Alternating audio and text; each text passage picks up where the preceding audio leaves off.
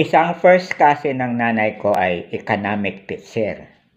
Tinuturo niya sa mga kanyang pupils na grade 5 ay isa ang pagluluto ng pulburon. Kaya kung fiesta sa kanilang bayan, gusto kong pumunta dahil alam ko na ang pulburon ay isa at yema ay aniwan niyang inihanda sa mga kanyang guest. Gustong-gusto ko kasi ang pulburon nung ako ay bata pa. Pero nung ako ay medyo tumanda na, nag-iba na ang aking taste. Gusto ko na ay medyo mapait-pait. Ang pulburon masarap yan. Lahat ng bata ay halos magugustuhan yan. Katakam-takam talaga lalo pat nakabalot sa iba't ibang kulay.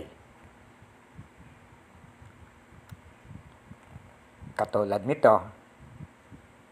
Pero pag matanda ka na at lalo pat diabetic, hindi na ka na pwede kumain ng pulburon.